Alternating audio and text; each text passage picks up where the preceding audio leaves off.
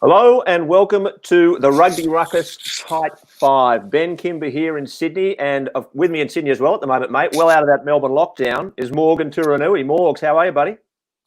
Not too bad, actually. Pretty happy to be in Sydney. Rugby's back, a couple of good games over the weekend, a couple across the ditch, plenty happening. Mate, it makes such a difference. We said this last week. It makes such a difference when we have that rugby back on and something to talk about. Now, a bit of a mixed bag on the weekend. We're going to get into that. There's about 5 things, as usual, that we want to talk to today.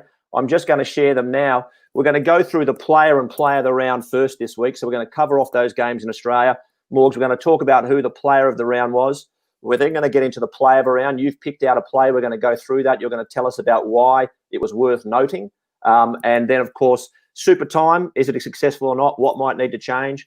We want to talk about Phil Kearns. He got a lot of criticism over the last week or so, to the point where there was even a petition about removing him from Fox Sports coverage. So I think we need to talk about criticism and criticising Kearns. We might even mention Dave Wessels in that one too, mate, who had a bit of back and forth with you this week. I want to talk to the magnanimous Steve Hansen. Steve Hansen's been out there saying what a wonderful job New Zealand does and how we're big brother and it's not quite good enough. And, of course, great news for us today. We've got the Australian Rugby Australia's Director of Rugby, Scott Johnson, coming in live at the end of the show. Now, everybody, remember, please, that you can ask questions or post comments at any time. We'll share them when we can. But particularly today, if you've got questions for Scott Johnson, we'd love to hear all about them. Now, Morgs, let's get straight into it. One of the things that we introduced last week was the clock.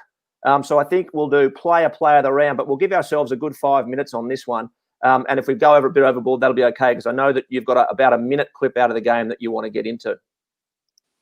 Yeah, we've gone a bit easy on ourselves. We picked a lot of players of the round nominees. So I'm interested to see who I've picked to win, Benny, and who you've tried to slink in there as your nominations.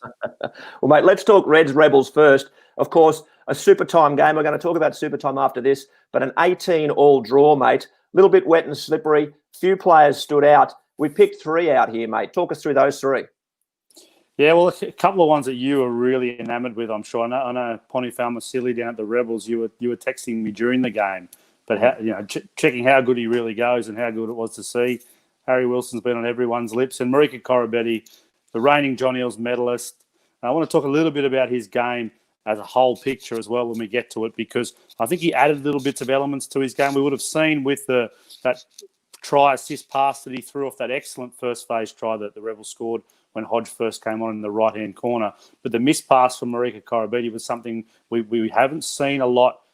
Wallabies, I know, worked really hard on it. Obviously, the Rebels were doing work with him. It's great to see it on the field. His pass-to-run ratio, which is something I look at with outside backs and all backs, really, is how much they run compared to how much they pass. Says a lot about, 1, the skill set of the player, and 2, their role within the team. I think he had 8 runs and 5 passes, which is probably the most even pass-to-run ratio that Marika Koroibete's had. He'll always have the low kicking ratio as well. So I like to look at those 3 things as a percentage or a ratio of each other. And I think it was a much more complete performance from Marika Koroibete, and that try, probably the highlight for the night for the Rebels. He made a crucial play within it. Mate, the reason I like all 3 of these players, and I want to show a short clip here of both Falmasilli and Harry Wilson running the ball back in the game, which is 2 of the highlights for me. Look at them both absolutely motor here and smash into that defence. Now, just before we went to air, Fox Sports Lab tweeted that Harry Wilson, he delivered the most runs in a game since 2002 of any player in Super Rugby with 34 carries. And the reason I like all 3 of these players is because you and I have spoken to Eddie Jones before, and we've had Eddie on the show on our podcast, and he's talked about the fact that what he loves in players, or the stats that he watches in players the most, are how long they take to get back to their feet and how long they take to get back in the line. Now, we're going to talk about the difference in a minute between the Aussie games and the Kiwi games. That's very much at the forefront. But these 3 players, for me, the guys who are consistently going at 100% the whole time, like Falmasilli only played 47 minutes, but that run there just showed he absolutely wound up and gave it. Harry Wilson with the record number of runs, and Koroibete, as you said, the reigning John Eales medalist of the year for a good reason. He just doesn't stop. These are 3 players who stood out, because a big difference for me, Morgs, between the Australian games and the Kiwi games is that these guys are not stopping in the Kiwi games. There's more players going hammer and tongs the whole time. Yeah, it definitely is. It's something that's objective and measured these days as well. Work rate has always sort of been a subjective thing in the past. Does he work hard? Doesn't he? Is it as simple as counting how many run meters he gets or how many runs he gets? It's not.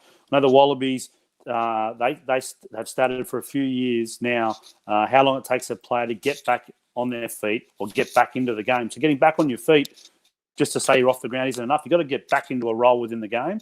And also if players are lying on ground. And they're genuinely timing how long it takes guys to get on their feet, pioneered by guys like Eddie Jones. So all the top teams are statting that. All the good analysts like our friends at Rugby Ecology and also guys like Owen Toole and all the good analysts, they're producing those sorts of data for their coaches to analyse, because it's great to have 15 players on the field, but all the great coaches from yesteryear talked about if 3 are lying on the ground, we've only got 12 players in the game. So the modern game, we're measuring that as an objective stat and as an influence in selection. Mate, let's move on to the next game because we are going to run out of time. We're going into it too hard, this game. Let's talk about the Waratahs Force. Now, of course, the Force went out to a 14-0 lead, 23 unanswered points from the Waratahs. 3 players here that stood out. Interesting, Morgs. We've gone for 2 Force and 1 Waratah and Michael Hooper. Michael Hooper, of course, another amazing game. The Fox Sports Lab guys tell us they recorded a personal high for runs with 20 for the game. Had a couple of pilfers as well. But, Morgs, you really want to talk about a couple of these Force guys too. Yeah, I think everyone saw the Hooper effort. It is mitigated by the fact he does it all the time. John O'Lance, a Rugby Ruckus guest. So it's good to see guys come on the show, and then I think their performance really spikes after coming on the show. So we might get some more current players on. Jono, I thought he was really good, especially in that first half when the Force were doing well. Don't forget, he was in lockdown a couple of weeks ago when we were talking. He hasn't had a lot of time with this Force team. It's not the same team that he played with a couple of years ago. It's really evolved, that team. So they would have been rusty. Does have a relationship with Ian Pryor previously. But the two of them, and Jono especially, I thought were assured, mature, and really was instrumental in getting the Force off to that lead. And Stander, I think he was the engine room of that whole Force performance. I thought he was, you talk about the 3 above in the Rebels-Reds game. He goes into that bracket, just worked hard and efficiently and effectively. Doesn't waste his energy running around doing things that don't influence the game. He's really efficient with the way he gets around the park. Yes, mate, and I thought you were right in your pick on Stander too. He really set the scene. The Force went out there and refused to be the underdog, refused to be the little brother. They absolutely got out there and started to smash into them. And as you said, the performance was really noteworthy because they haven't been together. They've pulled a few blokes from around the world, and they got out there in the park and they showed composure for that first 40 minutes. Waratahs got back on top of them. But, mate, in the end, I think the standout for you was this man. Yeah, he was. I almost hesitated to give it to him because, one, it's what we expect from the Wallaby captain, one of our best players. We sort of go, yeah, well, that's what Hooper always does, but you can't step away from the fact that without him in that jersey, the Waratahs don't win. What I loved was his pressure on the ball, which is not always his strength is really pilfering the ball, but the decision-making, if you go back and watch him individually, if you get a player follow on him, look at the decision-making about when there is daylight to go at the ball, even if it is just to slow it down, knowing that it won't be enough to steal the ball, but get in there, slow the ball down, or make the Force commit more numbers. His decision-making, once again, excellent at defensive breakdowns. He gets criticism for not being the classic fetcher jackal over the ball, but what he does do is he makes you commit numbers to the breakdown, which you don't have otherwise to attack with. A lot of runs, a lot of tackles, doesn't miss many. Excellent performance by Michael Hooper once again. Mate, it absolutely was. But let's go now to your play of the round. We've gone well over on the time that we like to suggest we're going to run for this one, but it's important now. So for those of you who are just tuning in for the first time, Morgs will pick a play each week. He'll run through the why it's important to have a look at it, and it's always great for me. You can learn something from Morgs, who's a fantastic analyst of the game, around just what's going on. Now, Morgs, this is the Western Forces' first try. They're back in the competition, and you wanted to run through this. Should I play? Yeah, just press play. So it's the goal line dropout, which we haven't seen a lot of.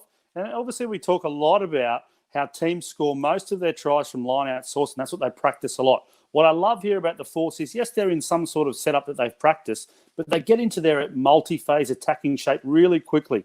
They're pushed onto a sideline. What they do is, and I think it's a bit of a default for them, is get to somewhere near the 15 to create a blindside before going to the width of them. And what they do really well with Jack McGregor, that's a great advantage of having an an X10 or a ball playing 15, that he puts a bit of a move on as a ball runner, but he also is able to feed that winger to make all those yards. And once again, they come off the sideline. They don't try and go straight to 10 and hit the midfield and get blitzed. They make another ruck, and then they go to the midfield. And then what I love here is that John O'Lance, with the inside shoulder running come back towards it, he goes forward a bit more and just creates space out the back. And the Waratahs try and jam and close down, but the Force have the numbers in their multi-phase setup.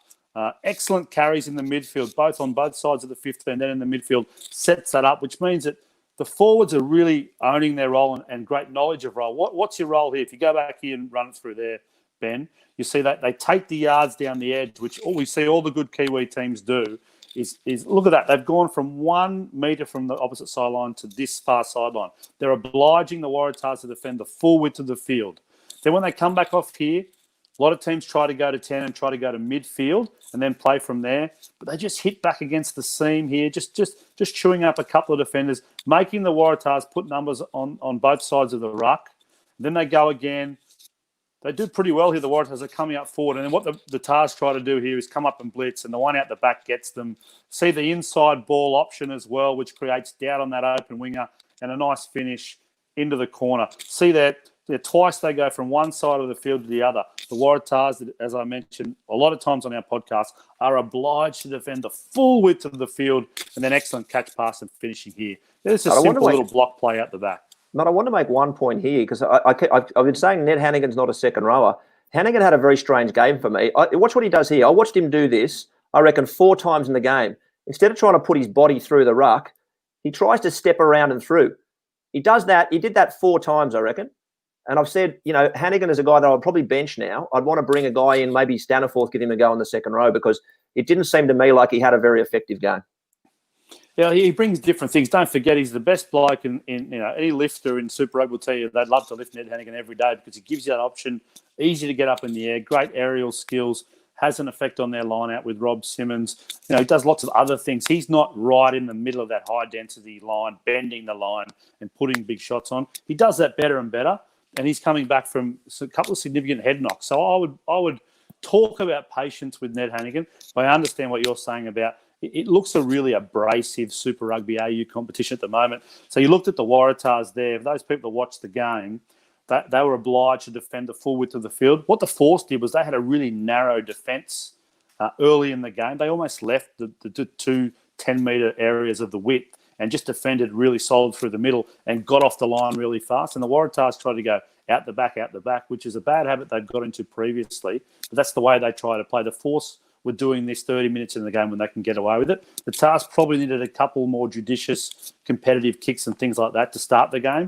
and play a bit more. I think they played upside down. I know we'll move on quickly, but I reckon We've got to move on now, buddy. They played their first 30 a bit upside down, the Tars. Obviously finished really well, but the Force are showing excellent signs for the future of this competition. Mate, let's go quickly to our next topic, and we'll talk about the Rebels Reds a bit in that, because I'll give us a quick 3 minutes on this. But it was the first Super Time game. Look, I've been a big fan of the fact that Rugby Australia are trying some things in this competition, but you've got to say the first hit out at Super Time didn't really work, and they're going to have to tweak it. The scrums need to be timed, the clock needs to be stopped for a scrum. I've seen some suggestions out there from journos like Ian Payton who were saying no penalties allowed. But what we saw is 2 teams who were very, very, scared to have a crack here. They didn't want to make a mistake, so it became an aerial kickathon. A couple of scrums took too many minutes out of it. They need to tweak this one, surely, Morgs. Yeah, and that's when you fiddle with the rules, that's the cause and effect. You just never know what's going to happen. Our whole game changed when we changed the law for mauling to use it or lose it in ways we could never have imagined. It's a totally different modern game of rugby because of that change. This Super Time is very similar. It's a great idea. I thought, it's a draw. And I went, Super Time. It was great. The only people that are filthy are the people that taped the game and didn't have the extended version of it. They missed out what happened. So I think it's a great idea. Obviously, as soon as it started, you went, no one wants to give away a penalty with someone jackling over the ball or going off your feet at the ruck. No one wants multiple rucks in their own 30. We talked about the Wallabies of last year. That'd have been terrible in Super Time because we had lots of rucks in our 22. That's the way they played. So this was very much, I don't want the ball in my 30 to give up a penalty that costs the game. The other thing is the pressure on referees. You see it in rugby league as well. The referee hates being the person that decides the game. This puts a lot of pressure on a referee. They must be very tempted just to put that whistle in their pocket. So I think super time as an idea is a great idea. We probably do need to fiddle with the rules to make it what we're looking for, an exciting finish to a game. And we want a result. The whole idea of super time is not that we play 10 more minutes and we still have a draw. We'd love a result out of it. Do you make it a try's the only thing that counts, or, you know, ruck penalties and scrum penalties become free kicks just for that? I'm not sure. But once again, when we make those changes, we don't know what that will bring. Mate, and you're right. We definitely want that result out of it. It's one of the things, you know, you look at the NRL and you want to steal something good from the other game that's going to improve our game, most definitely. But one of the things that it really showed and exacerbated for me is just the impact of those of the scrum clock, for instance, or the penalty clock. When you're only playing 10 minutes each way, that is absolutely clear how that, to me, needs to change within the 80 minutes as well. So if we're learning something from super time, if we're going to make changes for super time, then I'd like to see them consider for the rest of the game as well. And I suspect it's the kind of thing that particularly Australian rugby will try and push, because we know for a fact that we have Twiggy Forrest, who, a great story in the SMH this week, talking to Georgina Robinson. He was there saying, you know, he wants to invest, he wants to be part of what's going on. But he clearly has been saying he wants the game to get better as well. Yeah, mate, you're right. And I love the fact that we're trying things. And Super Rugby AU this year, the only time ever you get that chance. Otherwise, you're you've got a competition in Stellenbosch where rules are trialled or something, and it's not us, it's World Rugby that do it.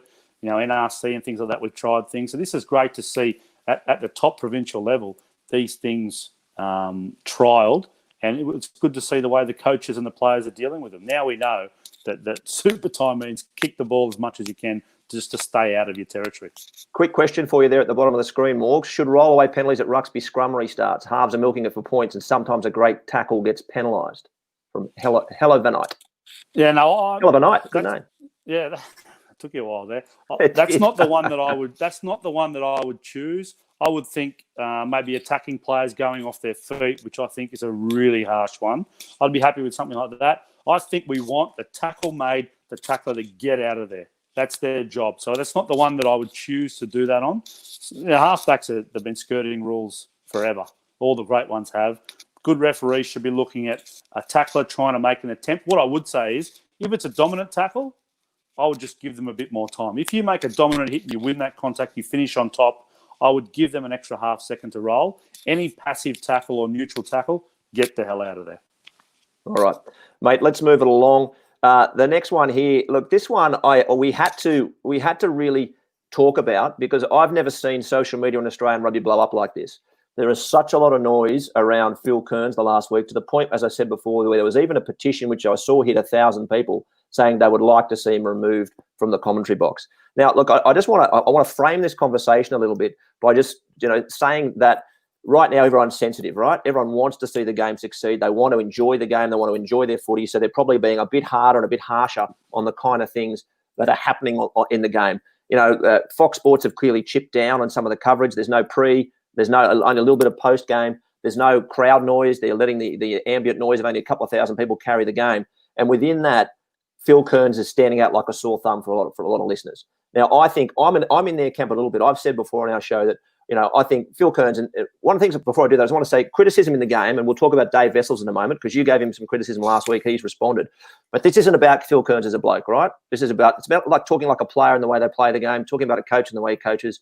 Phil Kearns, titan in the game of rugby in Australia, but right now he is a colour man who doesn't seem to bring a lot of depth or insight to me. I don't hear enough of what he knows about the game. I'm hearing a lot of the caricature of, I'm a Waratahs fan and I hate the All Blacks. Now, Kangahaha, one of our Twitter followers who's always chipping in with good stuff, said he appreciates that. So there are people who appreciate what Kearns brings, but there's a lot of people who are wanting, they're probably seeing the juxtaposition too with the New Zealand commentators who are getting a much more upbeat feel and bringing more information to it that Kearnsy does. Morgs, you must have seen some of this talk saying that, you know, it's not working in the commentary booth.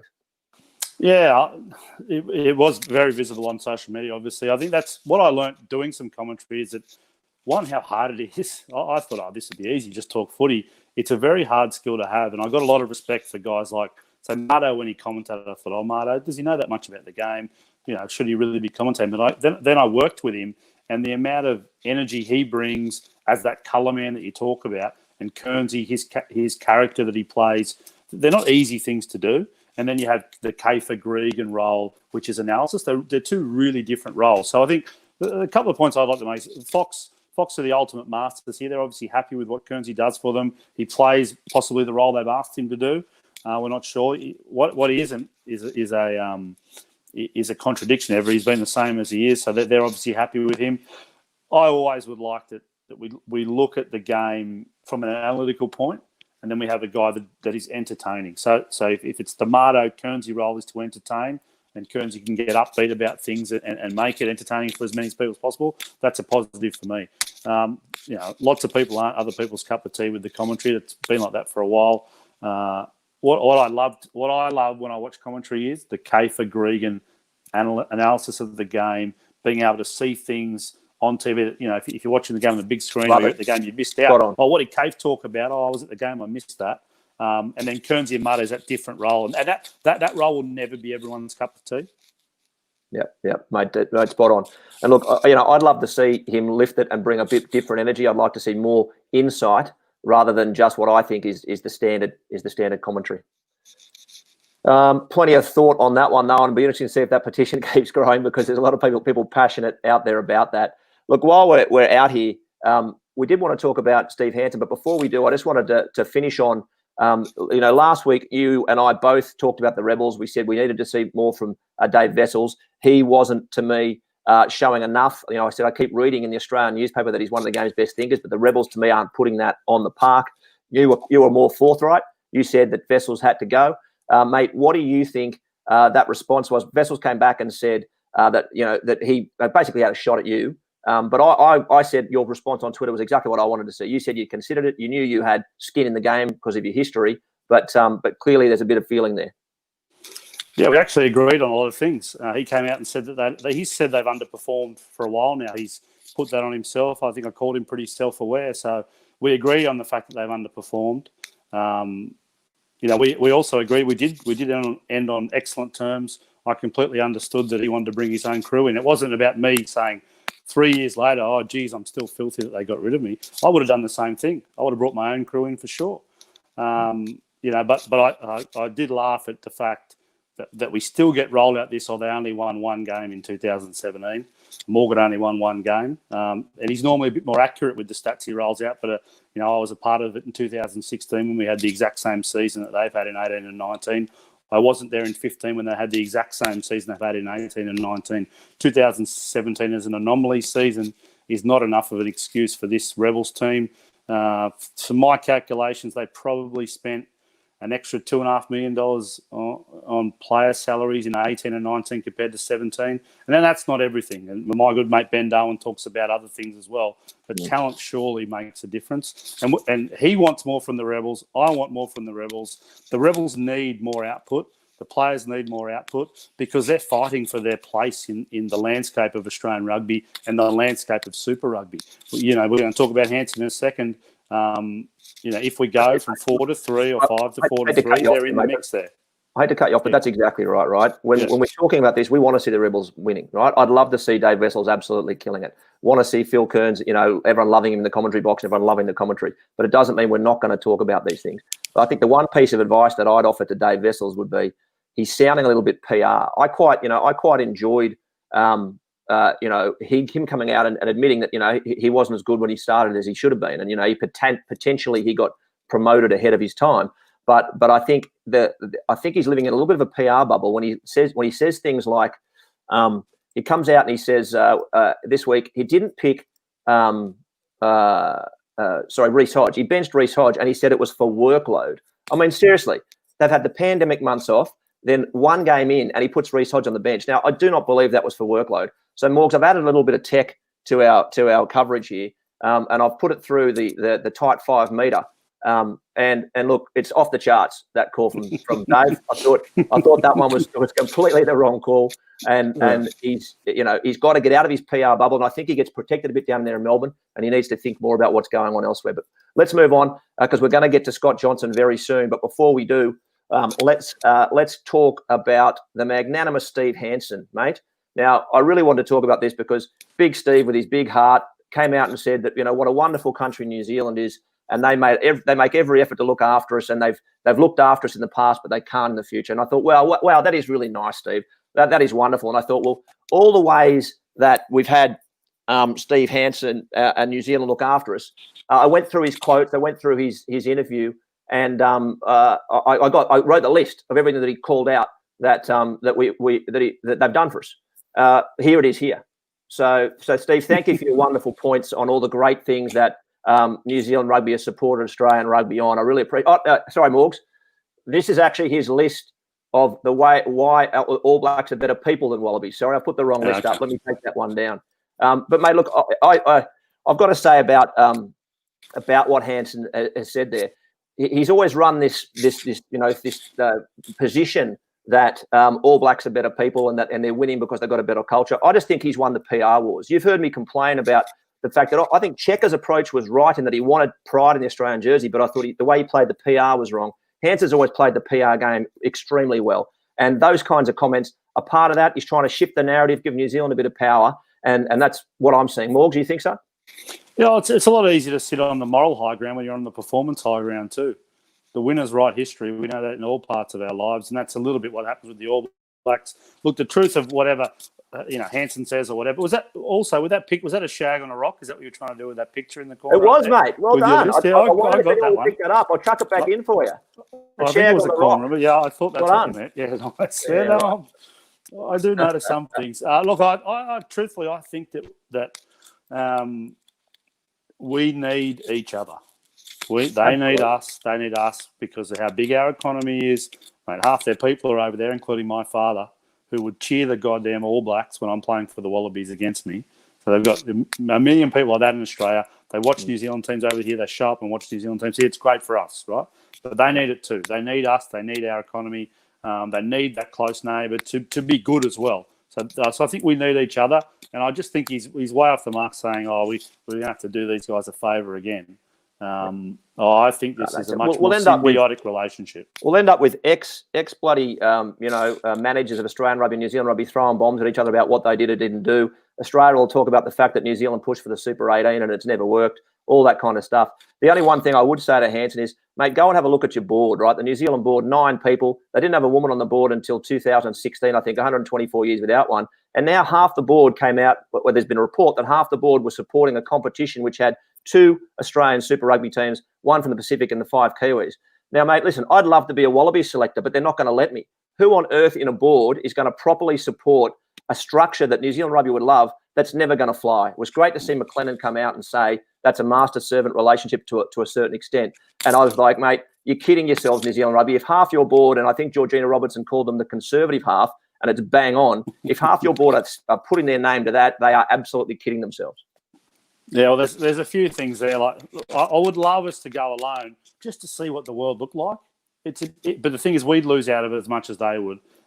So it won't happen, I'm hoping, because we have that trans-Tasman block. I'd love to see some Japanese flavour into that Super Rugby competition. And I'm sure they'll roll out the fact that, we betrayed them in the World Cup voting previously. But don't forget, you know who we voted for?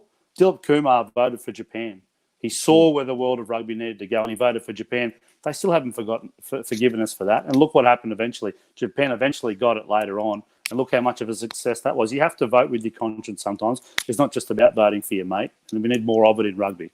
All right, mate. Now, I can see we've got a very important guest. He's sitting in the green room. I'm going to bring him in now. Rugby Australia, Director of Rugby. He looks very comfortable there. Scott Johnson, how are you, mate? Can you hear us, Scott? Just check your audio there, mate. Oh, Benny, what have you done? Well, hang on. He's looking at the headset. Is this a stitch-up? It's not a stitch-up. Try unplugging your headphones, mate. See if you can unplug those headphones. I don't think those headphones are working. How are we going there? Let's see how he goes. Oh. He's brushed us, has he? Hang on. He's gone dark. Oh, Ben.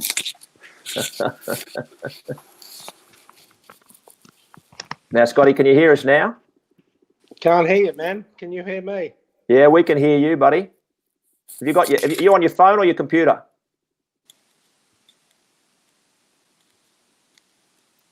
If you can't hear us.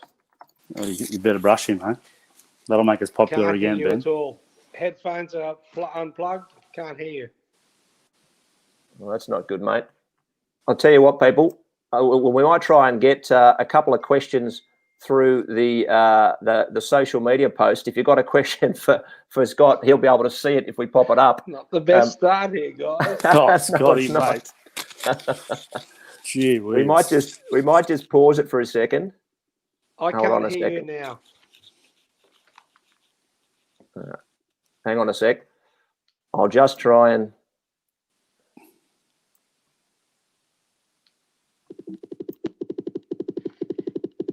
Okay. Oh, Ben. Have you got me? Yes, we can hear you, buddy.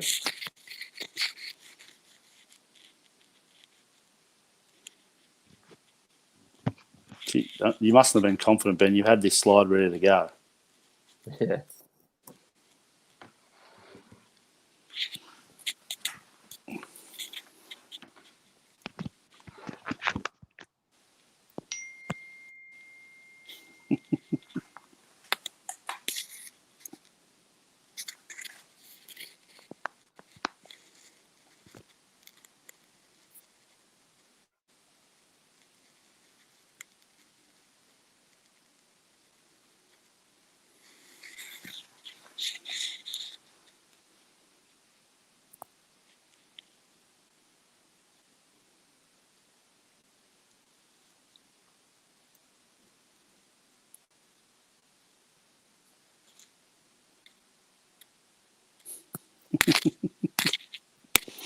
That's it. That's what I've been waiting for.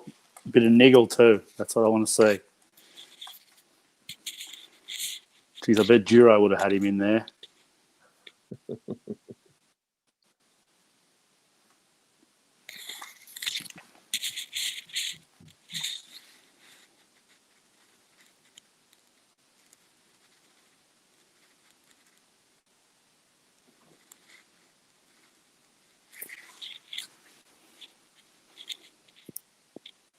All right, we're just trying to get him on, guys.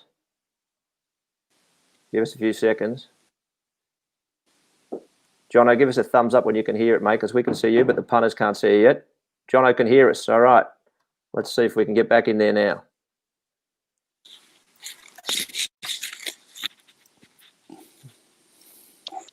How's that? Have we got you now, mate? You hear us now? Hear you. Could always. Yep. Great. We can hear you. Excellent, mate. Yeah, beautiful. Thank you for sticking with us, mate, as we got through that. I was saying you look very comfortable, though. I am comfortable. I've just had a granddaughter, and so I'm very, very comfortable. Ah, congratulations. Oh, congratulations. Is that today? Good. That's very good. How many grandkids you got, mate? This is the third. So it's Congratulations, buddy. Very good. Yeah, good. Excellent. Well Now, mate, look, we really appreciate you joining us. Let's get straight into it. Mate, we've had 2 rounds of Australian Super Rugby. Obviously, this is a very strange year with a lot going on.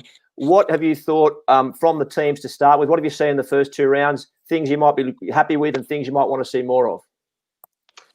Mate, I think it is probably where we'd expected to get with very, very little lead-up time.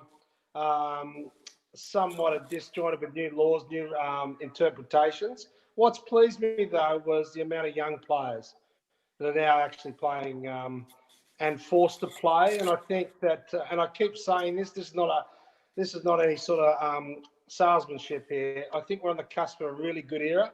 And these guys getting exposure, we've got real good talent coming through in areas in positions that we probably have had a dearth over the last probably 10 years. And I think there's some really good, pleasing signs for here. It's not perfect. We accept that. We have tried a few laws.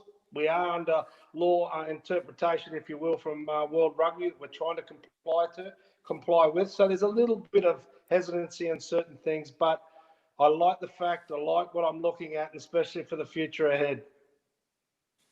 Mate, but a second ago we talked about super time. I'll get straight into that. We were saying that we like that, to try things. You said you like the youngsters coming through. We also like to see Rugby Australia trying things. Didn't quite work this week. Is there anything you'd like to see tweaked in terms of super time? Look, I think it's one of those ones that I think it was good to see that it actually got to be experienced. that allows us now to explore. I think that the comments made about the scrum were relevant. You know, we have to have a look at that, and we will look at it, whether we fix it for this tournament or we at least know what the issues could be going forward. What was good was the fact we saw it.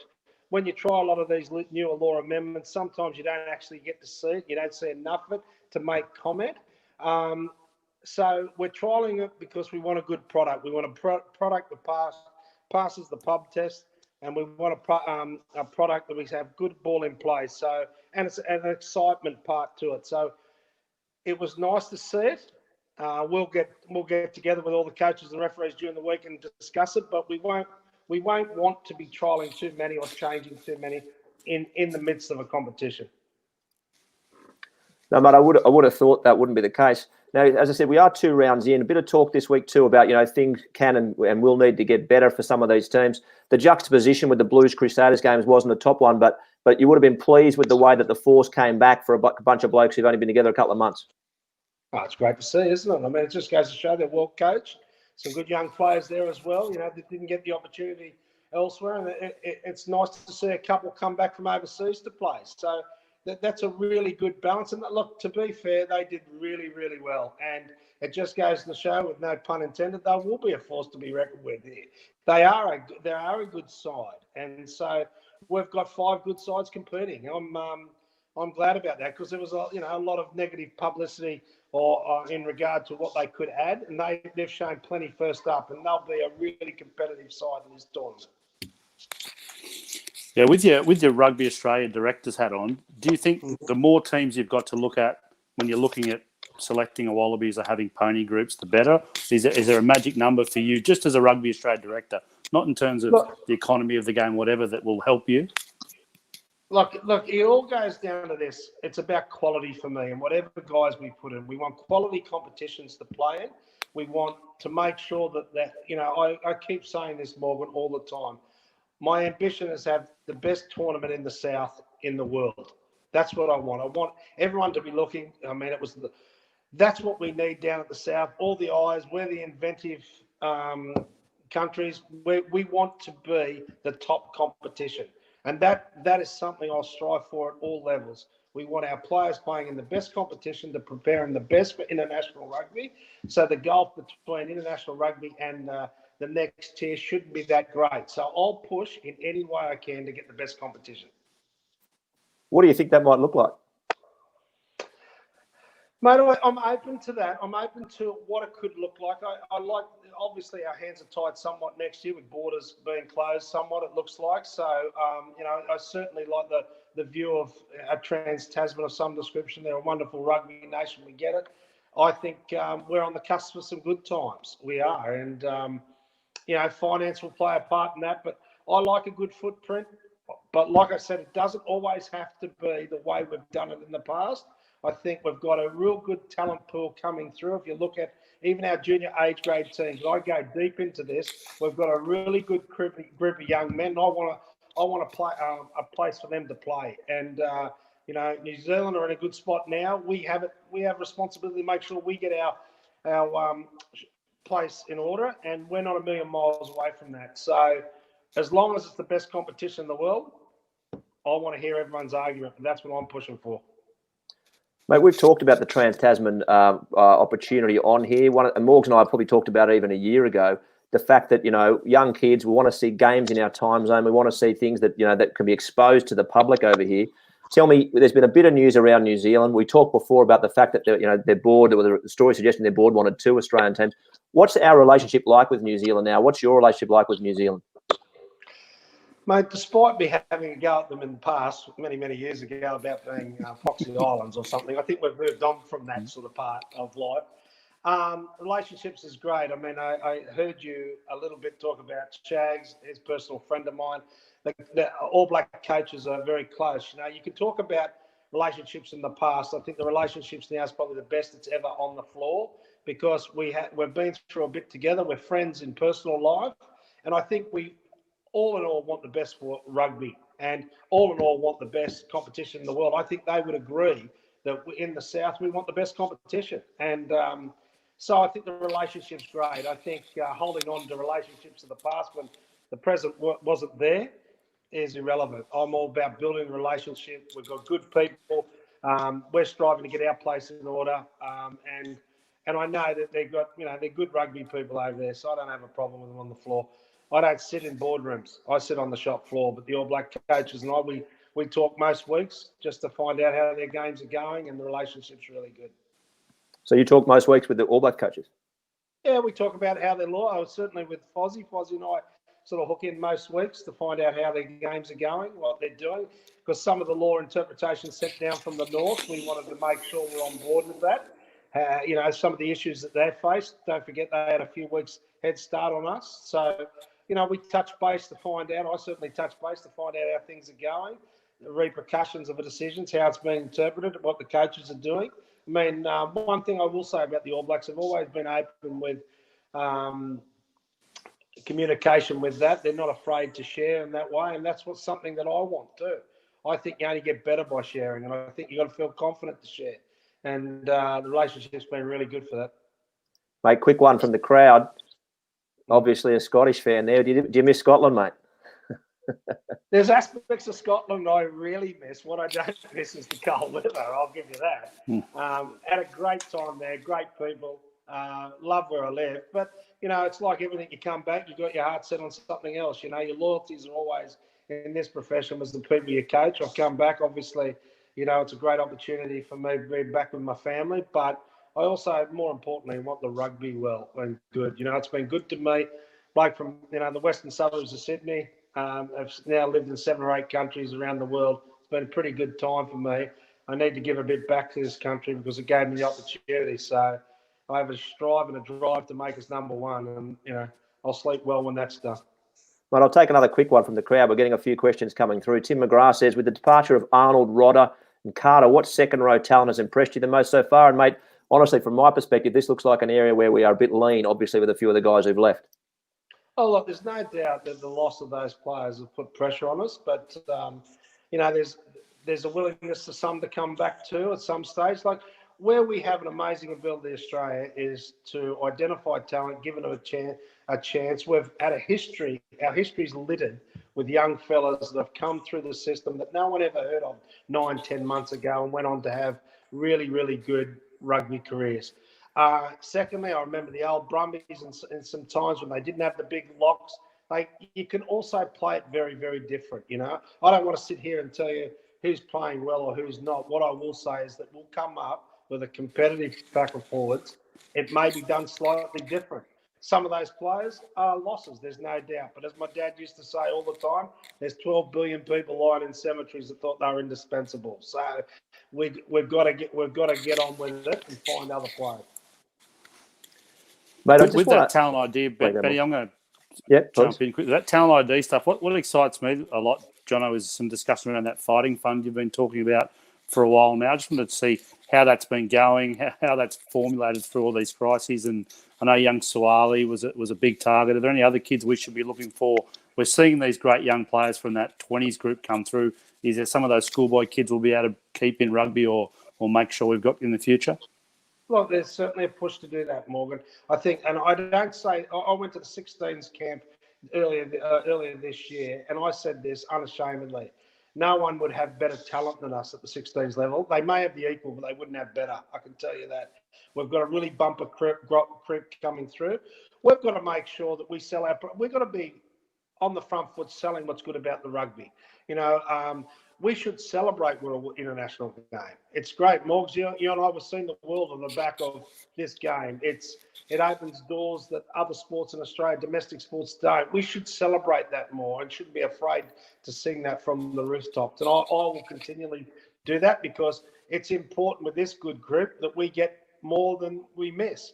But more importantly, we want them to play rugby for the right reasons. That's what we want them to do. Our game is a good game. We should celebrate it, like I said, and I think we should encourage the young men to say this is a great opportunity. So I've met with quite a few of them. It is difficult periods, but it's difficult periods for all. But it's not going to stop us from trying. And like I said, I want the right people in the tent because if we hold tight here, we've got a bumper crop coming, and I'm not afraid to say that. Scotty, in that regard, So in your role, I think, there's been talk in Australian rugby a lot in the past about the need for better coordination, centralisation. Morgan and I have talked about it through the Checker era. The pandemic has really, I suppose, given you an opportunity to do things differently. From your role as director of rugby, what is different, or what are you trying to do differently that is going to improve the standard of rugby in Australia? Well, firstly, foremost, even prior to the pandemic, we had an alignment. Let's call it alignment, not centralised. I pushed for alignment. What are the few things that we committed? The 4 provincial teams committed to a standardised battery of testing for 4 years, which hadn't been done since probably the early 2000s.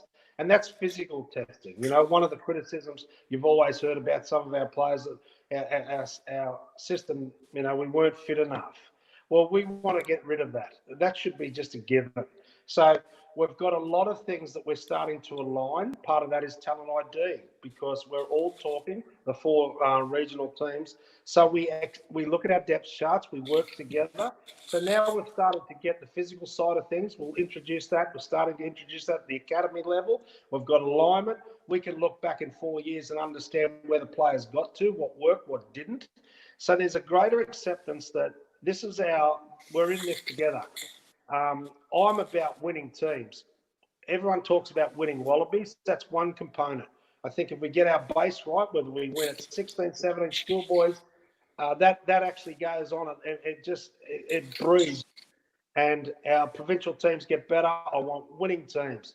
So I'm not just looking at just the Wallabies. The Wallabies are a key component, but we want everyone involved. So, and it's clear probably over the last 10 years, we've slipped that a little bit. We haven't won as many titles as we needed to, or we could have.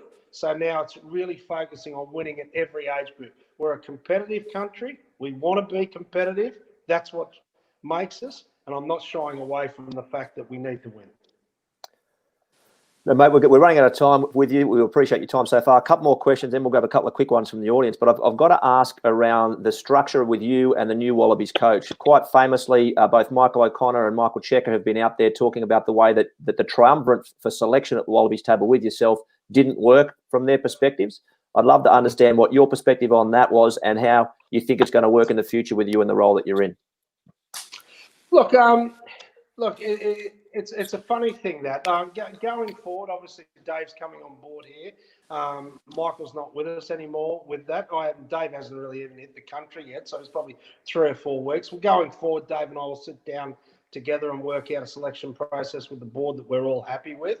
I do like the fact there's got to be an independent in a selection room. I think it's important. I know as a coach, you get very, very fixated. Certainly, it's hard not to. There's a personality involved, and it's not always your vision's not always perfect. And I think I like the fact of that. We were put together in that. There was plenty of it that worked well too. But I think if for any selectors, we've got to get it right in the fact that your job is to make sure there's checks and balances. And if at the end of the day you're only there to keep the coach really honest with his selection process, I think at the end of the day he coaches the team, but you've got to make him work hard for the team that he gets. He's got to be able to articulate. If he can articulate it, and it's such a subjective form selection, but it's got to make sure that it's it's a vibrant discussion. So I'm all for vibrant discussions.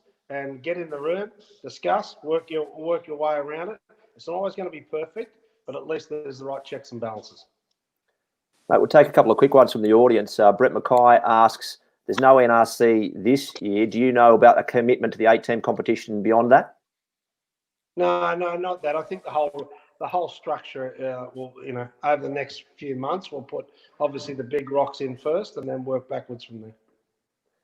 Mate, putting your selector's hat on, are you allowed to answer questions like this? Now, whenever I ask Morgs 2 rounds in about this kind of stuff, he says body of work and he refuses to comment. Too early to get something from you on this? Too right that is. Too right it is. It doesn't stop you Taught me well. trying, but too early. Let's just say that, Right, mate, look, Morgs, have you got any more? Because I got one more with Scotty before we let him go. Morgs, anything from you? No, I'm good. I'm pretty happy actually because he's just ducking and weaving. He's not giving me much. What do you expect, mate? You lead the chin. That's true. I'll behave myself this way. I could just jab away, so that's fine. Scotty, I'll ask one more as we go then. We're a couple of rounds in. What would you like to see from the Australian sides over the next couple of weeks? If there's something you'd like to see develop more in the footy they're playing, specifically the type of rugby you're seeing, what would you like to see? Look, I just think we'd like to see a little bit more consistent ball in play. That's what we'd like to see. I think, at the moment, we're looking at our ball in play. It's probably down to where we expect it to be. There'd be, like I said, we expected a slower start. I think if we get a bit more flow into the games and people are working with new law interpretations and the like, and the ball in play just increases a bit, I think that enhances the product, enhances the skill. We're not a million miles off, guys. We're not. It will click. Friday night was disappointing because the weather come in at that time, and we will start to ease into this. And like I said, you'll see some younger players showcase some skills that maybe may surprise a few. Fantastic. Well, Scotty, look, we really appreciate your time, mate. Thank you so much for coming on. Congratulations on the addition to your family. You probably want to duck off and look at a few photos of the new granddaughter you said, wasn't it? Yeah, my little granddaughter, I'm going to open a beer because I haven't been able to do it. So I'm going to have a beer. Well, mate, congratulations again. I'll wet mine. So how's that? Congratulations again, mate. Look, we really appreciate your time. Maybe we'll get you back a bit later in the season when things are there, and we'll get a number 10 out of you. Anytime. That'd be good. Thank you. Look, that was the Rugby Ruckus. Thanks, we will catch you next week, guys, with another big guest.